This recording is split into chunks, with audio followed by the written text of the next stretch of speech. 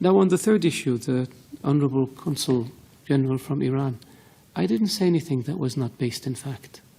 Doesn't the Iranian constitution say export the revolution? Doesn't the constitution say take care of the Shia, the dispossessed, as you call them? Didn't Iran create Hezbollah? Didn't Iran attack more than a dozen embassies inside Iran in violation of all international laws? We didn't attack them. Iran did.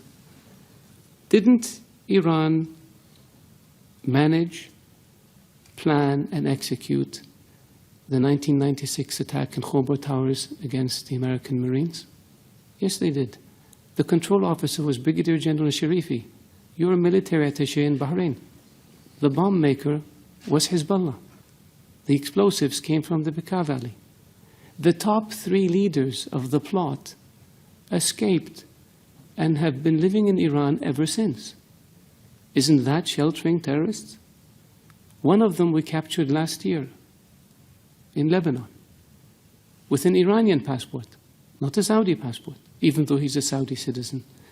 Isn't that aiding and abetting terrorists? We didn't make this up.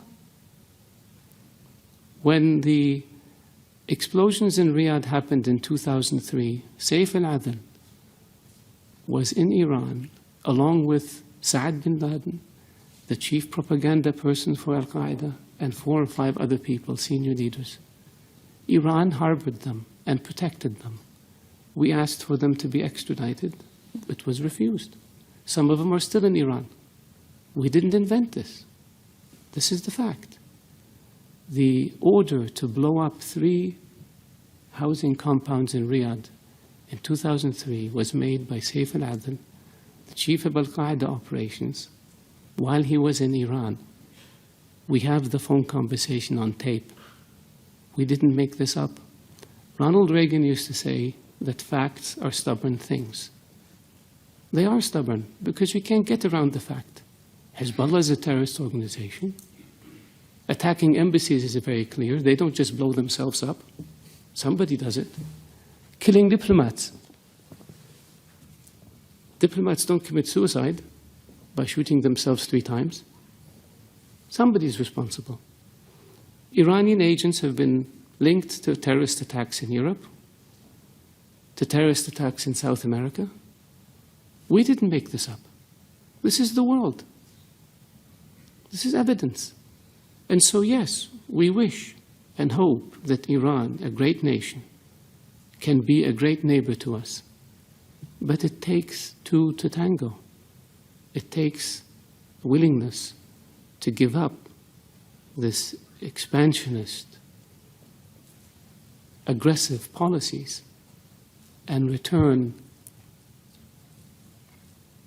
to international norms and behaviors if you want people to deal with you.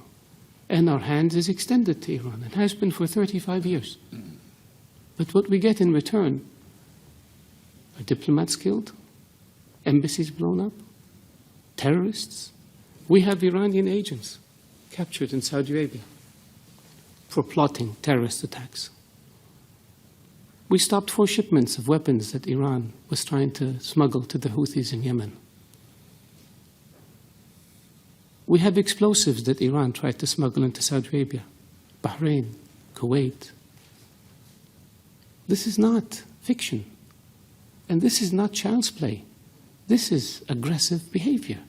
This is unacceptable behavior. This is behavior that violates all norms of international behavior and international law. That's why Iran is designated as a state sponsor of terrorism, and that's why Iran is sanctioned for its support of terrorism, not by us, by the international community. So could it be that the whole world is wrong and Iran is right? Could it be that maybe international law that says peaceful relations and non-interference in the affairs of others is wrong, and Iran's approach of aggressively pursuing your objective, irrespective of how you do it, is correct? I don't think so. So if you want a Saudi official to not be critical of Iran, behave in a way that doesn't expose you to criticism. And so far, your history has been one of death and destruction, disregard for international law, and disregard for principles that have existed since the advent of nations, which is good neighborliness and non-interference in the affairs of others.